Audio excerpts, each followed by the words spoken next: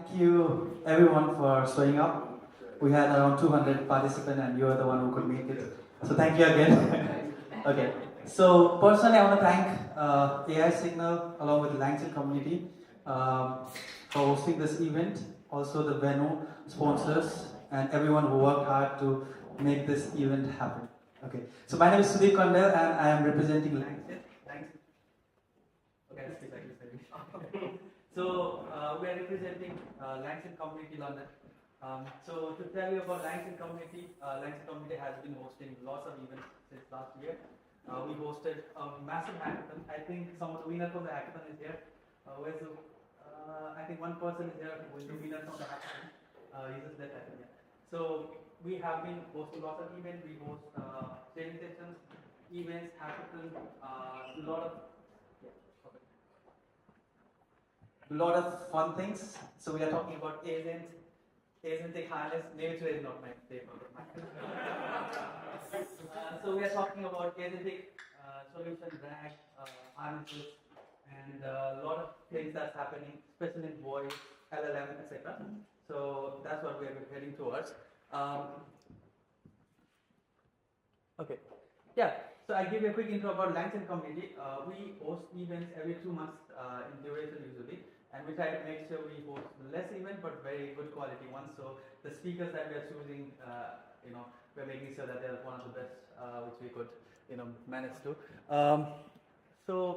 Have anyone seen any of these components?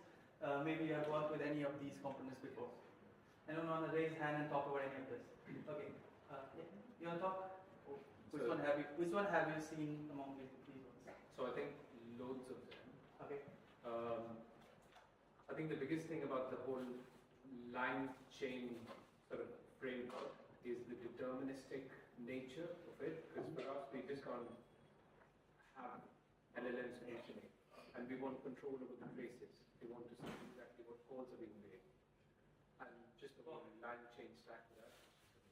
Amazing, that's perfect. So these are some of the components of LangChain that I quickly wanted to show you guys. LangSmith is for traceability, LangChain, LangGraph for agentic application development. We have integration to various kind of tools, MCP servers, etc. And there's LangGraph Cloud as well in case you want to utilize it. So I just want to give a quick, like a sneak peek about how LangChain components are being presented. I would like to hand over the microphone, if it works, to our dear Alpa. Alpa. You'll be talking about AI signals. I was hoping to see deep pages. Yeah, so inside LangGraph, you'll have deep pages. LangGraph is the expanded version of deep pages. Hello everyone, thank you so much for coming here today. So I'm Alper Nebikanlı, I represent AI Signals today. Maybe as you know, AI Signals is a meetup community which holds monthly regular events about AI agents, LLMs, RAG and similar topics. So today we made this event jointly with LangChain. So before starting, I would like to thank one of our sponsors, Damon, which makes those events possible. Also, if someone is looking for a job, Damon is currently hiring for several positions. So make sure you check the openings. And also, I would like to thank. Sorry. Yeah. Yes, yeah.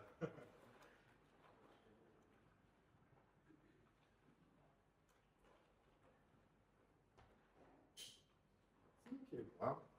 Took the picture. I also would like to thank our newest sponsor, which is Cleo. If you're interested, there is a promo code for Cleo products. If you can see them. Yeah. AI Signals, and you can also join the Discord.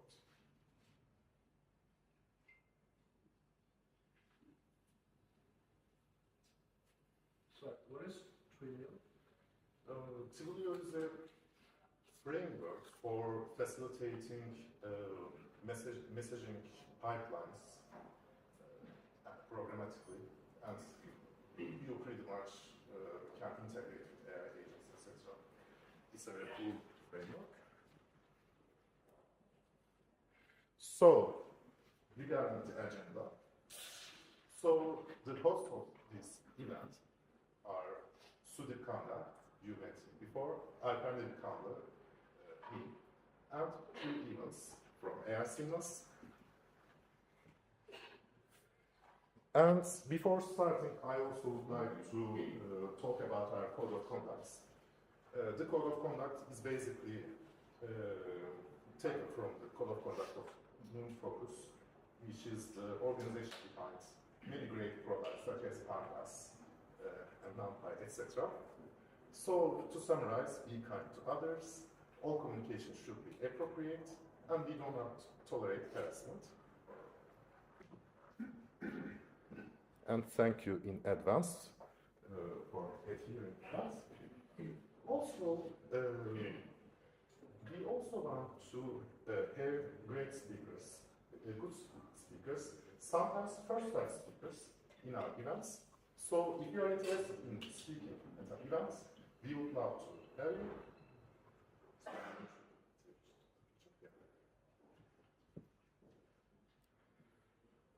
Also, this is basically a volunteer-based organization. If you want to help meet us like this, we would be happy to help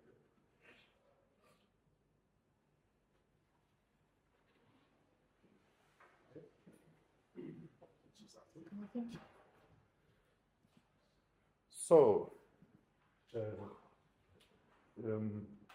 does anyone want to do an announcement regarding hiring, seeking for a job, or something like that? If you have any community announcements, we would be happy to have now.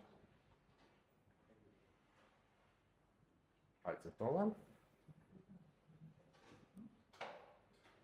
And also, lastly, we would like to thank Sivo for providing the venue for us. There will be a great event at September 22nd, and by using the code Tech Junction, you could have discounted tickets. Make sure you stay. Sorry, it's a bit quiet, so you can just close the mic. Yeah, it's not working. Yeah, it's not working. Okay.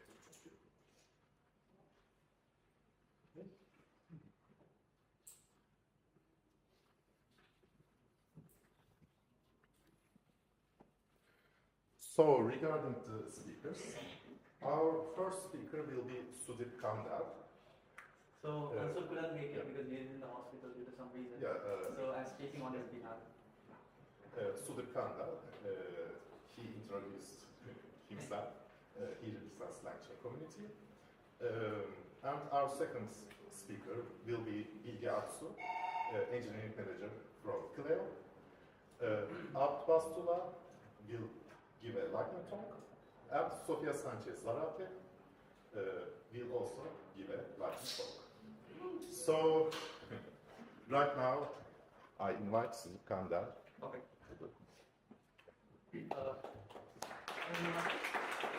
Okay, so just to give you a quick intro about my professional work, I'm currently working as a lead AI engineer at AWTG. Sorry, I think, yeah. So, the biggest problem we see when we build agent and, sorry, please, go ahead. Sorry to interrupt. Is it okay if we can take pictures of this? Absolutely, absolutely. 100% you can take pictures.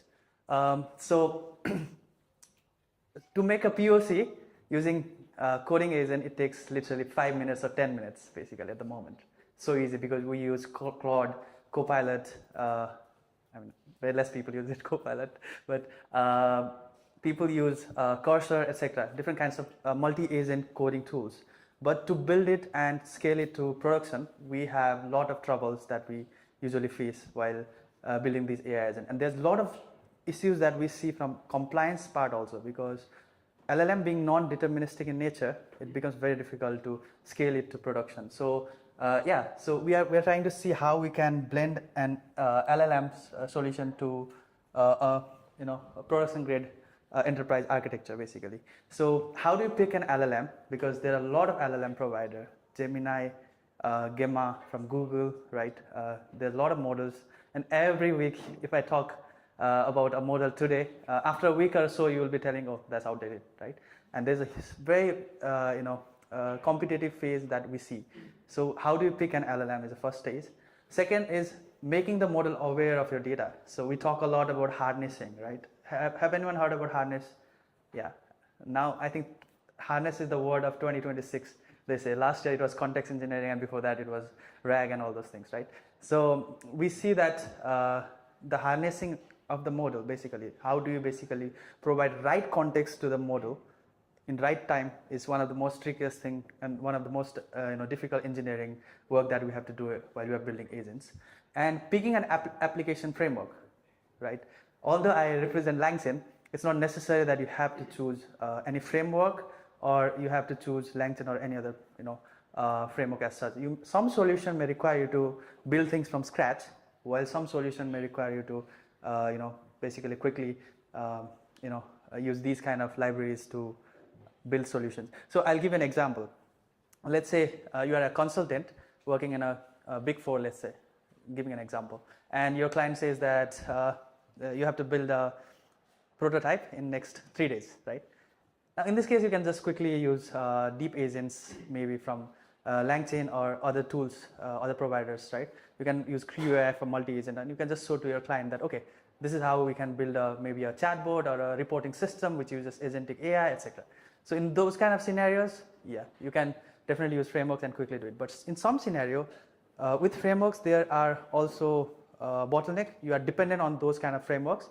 So tomorrow, if you see there's a vulnerability in that framework, you are also affected by that. So we need to make sure that you keep that in mind. Choosing the deployment strategy. Now this comes, this is a very important one actually. We use different kinds of model provider. Now, if you choose Azure, Azure has AI Foundry, and I think Google recently moved from Vortex AI to Google Agent Enterprise or something. Does anyone remember what's that? Google Enterprise Platform. Yeah, Google Enterprise Platform. So the technology is moving so fast, so the strategy on how you basically deploy is very important, and it also depends upon the kind of model and model provider that you are dealing with. Let's say if you're working with Google-based model, then you may choose certain cloud platform and so on. Now this is a very difficult part, which is scaling your application. Now there's two different things that will face issue while you are scaling it. Okay, one is you are scaling your application, which is already a tricky part because your user base is increasing, and other scaling is about the model provider, because see, your providers may have rate limiting. Does anyone understand about rate limiting? I think you're good, right? Perfect. So those kind of unknown hurdle now would be coming to in your deployment and scaling strategy, because now you have to think about how these model provider handle all these scaling issues and how your application is also. Now you have two things to worry about your application and also the models, two headaches that you have to worry about basically. So yeah, this is how I'm going to go ahead with this particular slide. How do you choose, how do you pick a LLM basically? So first thing is to look into different providers. You have to get up to date with how different kinds of model behaves. For example, there are reasoning models and there are general purpose models. So what does your business wants basically? That's the basic thing you have to understand. Do I need, today recently if 5.4 comes, GPT 5.4, which is provided by OpenAI, let's say it comes, and should I have a latest model? Not necessarily, maybe, right? Your use case may require you to use a cheaper model and more, maybe the sophisticated model may not be required, right? So that is one thing you have to see. Other important thing is to see leaderboards. Let's say you want to use open source LLM. Now, if you are dealing with finance domain, healthcare, and let's say military and sensitive domains, which has a very difficult compliance. So for these kind of domains, we may have to use open source LLM. So that time you may have to use different LLM, and different country provides different kind of LLM. For example, there are other Mistral, and also there is GPT OSS, etc. Right? So you may have to choose it very efficiently according to your use case, and also the licensing terms, which are very important. Okay. So I usually, when I choose an LLM, I try to see the leaderboards. So for example, I check Hugging Face leaderboard to see which LLM are actually trending. There's LM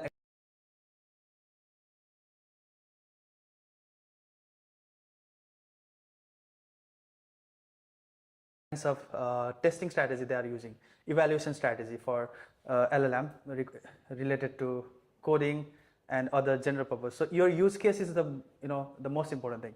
And one very funny thing that I want to tell, because AI agent is in hype and everyone is talking about it, we try to make sure that AI agent is in the picture, but some use case may not require it maybe. So it's very important to assess as an engineer or as a solution architect or consultant, etc. You may have to think carefully whether do I need an agent. So my take is I try to see in the opposite way. I try to always put agentic solution at the end. If it really needs, then only I try to build agentic solution. And we have successfully actually, in our company, we are able to at least productionize one agentic solution at the moment, which was already a headache. It took us maybe like 1 to 2 months to build the POC, basic structure, and it took 7 to 8 months to make it productionized. So you can understand the kind of complexity that we have to go through. Okay, I'm going to speed up because we have other speakers as well, but I'll give you a quick overview about how basically you can make model aware about your data basically. So first thing is data engineering. It's very important. If you are working with an agentic AI solution, then that may not be case entirely, but if you are building an RAG system or any other context engineering on top of it, this may be one of the important things to put in your mind. Evaluate the safer data. Okay, so evaluation is like a unit testing.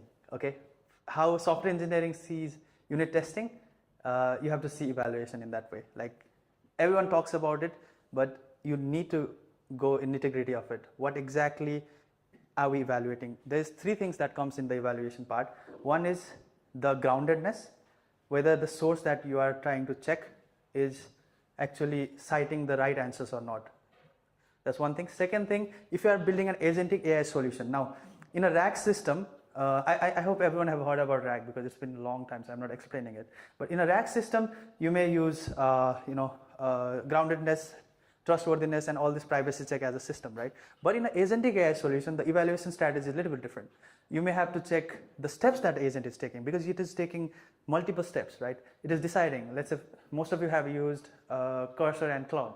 Now, it knows when to use a grep command to find and search your files. It knows when to execute those commands. Now, if that, let's say I'm working at Cursor, right? I want to understand the steps that it is taking. So you need to evaluate the tool calling that it is doing because it has fairly not more than 4 to 5 tools. If you hear, there's a very interesting, a podcast, which is one of my favorite, by Manus. I think most of you know the company, right? If you hear the talk from Manus about harnessing, agent harnessing, they actually started with 15 to 20 tools, and guess what? They reduced it to 4 to 5 tools. Like they only use grep and basic tools because you have to understand that agents are built on foundational model, which is a machine learning model at the end of the day, right? It's the neurons basically. There is no deterministic structure in it. So yeah, that's one thing we have to keep in mind while we are evaluating the data and evaluating our LLM basically. And yeah, like I mentioned earlier, choosing a appropriate transformer model. This is one example of the benchmark. It's outdated. I had very less time to just present it. I literally presented it right now. So I didn't update it, but you can see this benchmark. This is one example. Yeah. So have you heard about embedding models? Can anyone tell about what is embedding model? If you want to raise your hand and tell anyone. Okay, please. So in a very simple term, embedding model basically takes your information, your natural language, converts it into a format that could actually then be ingested into vector sort of database to then separate in terms of the spatial element. So a simple way to think about it is if I'm reading a legal contract, it has a lot of clauses. It Right. has a clause which refers this to something else, to something else that are parties. It just allows the information to be actually stored in a format where it's got dense clusters. So if somebody is used to KNN and those sort of machine learning algorithms, I think it becomes... Sure. I gave an interview and someone asked me the same question, okay, what is embedding model? And I told them that, if you do an open book test and if you don't know the answer, when you go to the page number and try to find out particular text, now the embedding model, in this case, the embedding model is that text which I didn't know earlier, now my mind knows it. My brain knows it because I went there, I understood and I took it. In this case, embedding model basically means that it converts your text into vector representation because machines, it doesn't understand words, it understands numbers, right? So we have to use embedding model usually in RAG systems when we are using, if we are considering using vector databases. So these are recommended way to consider about embedding model, but I will not go much in detail due to the time constraint. Yeah, so fine tuning also is one of the concept which may be useful. So if you want to give some specific characteristic to your model, which is tailored to your particular use case, you can fine tune a model, but it's not necessary all the time. Sometimes RAG may be a better solution over fine tuning. Yeah, this is a tricky part. So I go through this almost whole day. Like in different projects, we have to go through this solution when I'm working with LLMs. So hallucination and half-truth is one of the biggest problem because the model says that it's perfect, but that's not the case when we investigate it. So we try to use all of the different. Okay, I'll tell you one very important concept actually. There's something called as ISO IEC 42001. Which is AIMS, basically AI management system, which can be a very good way to manage agentic AI and AI system, where you can use different strategies from that particular framework, which can help us to basically fight hallucination and all this half-truth. You can read about it actually when you go. It's a really comprehensive one, and it's recognized by a lot of companies as well. What was it again? It's called as ISO IEC 42001. Like how you have ISO IEC 27001 for data protection, something I forgot that one, but yeah. The same thing for AIMS, there is one, you can actually look into it. Okay, I'll speed up. So these are some of the vector databases, and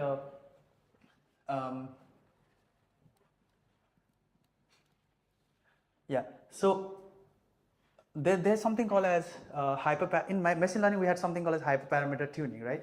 If you remember, in traditional AI system also, which is it also have a lot of parameters which you can fine tune according to your use case. For example, temperature, top P, top K, etc. So you can use these temperatures and all these parameters to make your system robust according to your requirement. Let's say if I want to work for a company which allows me, which wants to create poems and all those things, which is more creative. I'll try to increase the temperature. How I remember this is when the temperature increases, means let's say in my body, temperature increases, I feel like not good, right? Same thing. When temperature increases in the LLM also, the randomness increases basically, which cause the response to be very, very random. So if I'm writing a poem, I may use really unique words in those. But if I'm writing an email, I don't want to do that. I want to make sure my managers are happy, right? So yeah, that's one of the parameters. But there are other parameters which you can look into, like top P, top K, maximum penalty. You can penalize the model basically on the token repetition, etc. So that's also one thing that you can do. So this is about choosing an application framework. If you decide to choose one. We have a lot of frameworks, and every day there's a new repo with hundreds of stars that we see because the space is moving very quick. But if you want to build an agentic AI solution, I think LangChain has a lot of things that they're offering, that we are offering.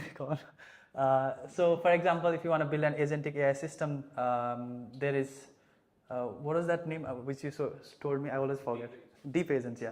Deep agents, and also you can use LangGraph also to build agents by yourself. But deep agent, they have already built everything for you. You just have to use it as a like a wrapper, basically. Okay, so this is I think key framework that I have showed quickly. If you want to take a picture, it would be helpful for you later on if you are interested to explore about different kinds of framework to use in your system. Okay, I hope you have taken the picture. I can go back. Can you move that on? Oh, sure. Please.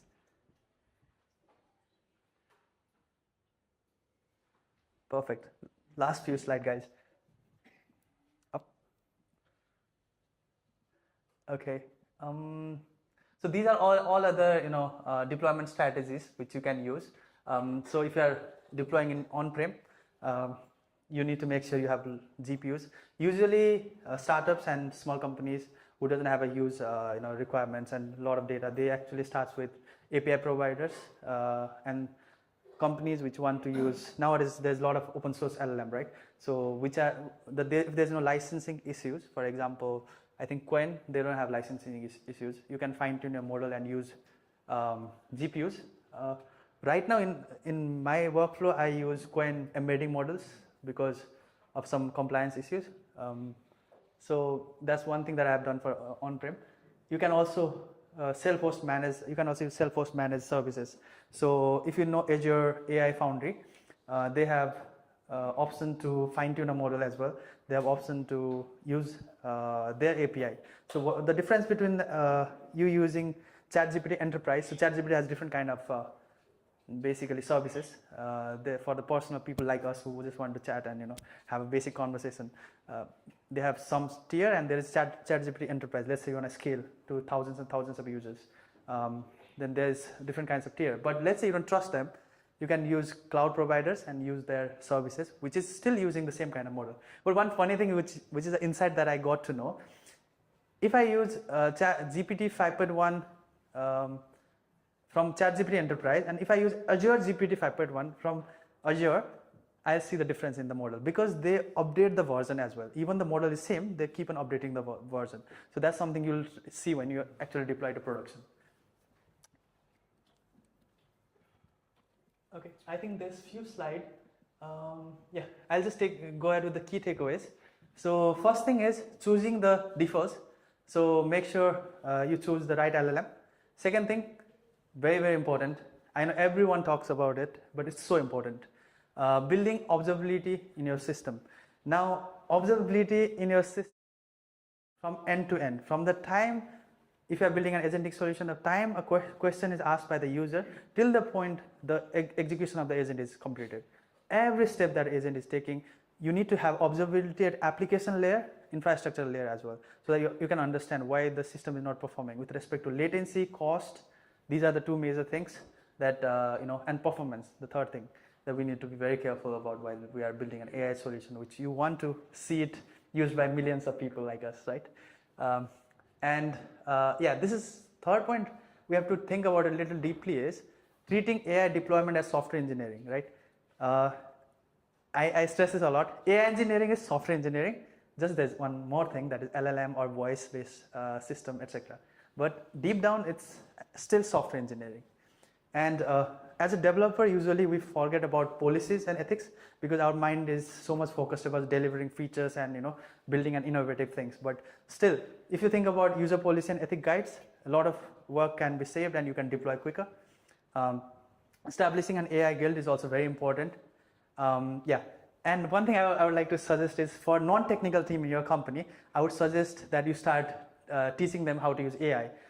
Even today, actually, one of my colleagues came to my desk and he was asking, how do I do this? I said, right, install Cursor and just put this file and just ask it to update it.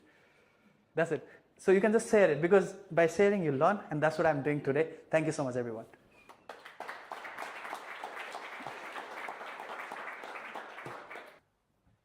So one of the early problem that we faced was that the model was inconsistently giving answers in some occasion, yeah, and naturally we all thought that this was a model hallucination problem, as we all blame the models if there is something wrong happening. So, but when we started doing our end-to-end tracing of the AI model, we found out that it was more the problem with the retrieval pipeline. especially in our business case, it was a permission-based retrieval pipeline, because the system that we designed as a RBAC control that used to determine what kind of information that a user can access. Yeah.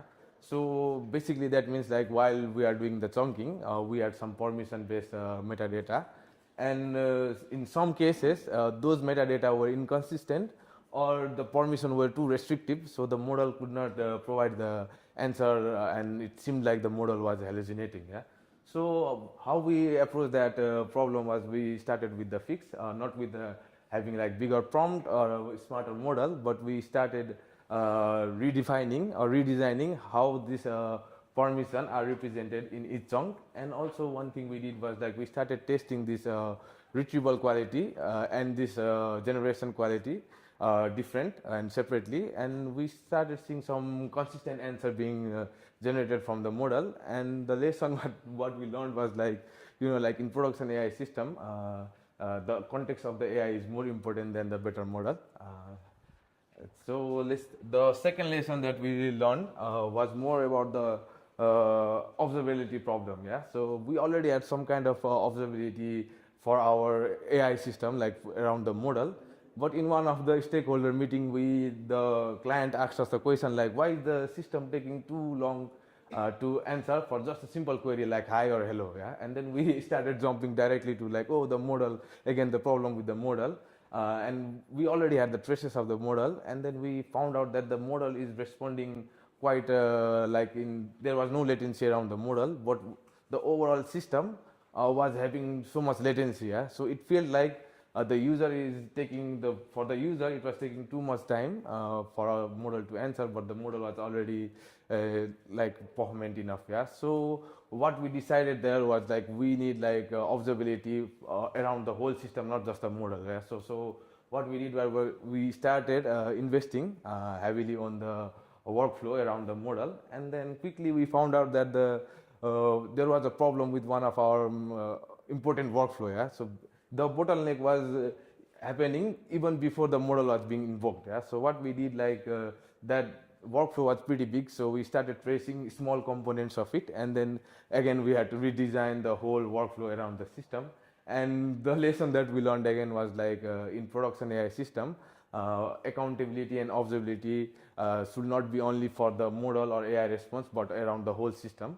And the third lesson we learned was like it came later in the later stages after we had production, and the adoption of our platform started growing. So in the initial phases we had a few users. Yeah, so there were like few queries being asked, so the cost of the token was manageable. But once our platform started getting much traction, the cost started also getting exponentially high. Yeah, so we since we already had observability, we started tracing why the system is why the cost is getting higher and higher. And then we found out like from that observability we started analyzing the user pattern as well, like what kind of question the user are asking, what kind of workflow are they invoking. For example, like even for a small query like our model was invoking the whole workflow like of retrieval, trying to check everything, and this was incurring the cost more and more. So what we decided, like based on the observability that we had, like so many users were asking the similar kind of question related to the business, like FAQs, or maybe even like terms and condition or some policy related to the business. So what we decided, like every user query that had exact meaning, we started reusing the model response of that queries. Yeah, and also we started applying model routing, where like the simple query based on the intent would be routed to a simpler model, and then the complex queries would be routed to our complex workflow. What this did was like not only it reduced the cost, but also it managed the trade-off of latency and quality as well, because we didn't want to compromise those for the cost. So this also had a lesson of like in like production AI system, not only the intelligent model, but we also need to have accountability and sustainability of our system. Yeah. So yeah, looking back to our AI, our journey, what we realized was like what all the fixes came from, like having strengthening the system, not around the model. Yeah? Every fix we did was all around the system, around the model. So what we learned is like, yes, intelligence for our system, for Gen AI system is important, but also we need to have in production system, basically we need to be able to have like trust and reliability of the user as well, because yeah, so because one of the famous quote is like intelligence will get you attention, but trust and reliability will have like long-term adoption. Yeah, so that was the lesson that we learned from our production-based system and what we learned from deploying our Gen AI system in production. Yeah, thank you guys.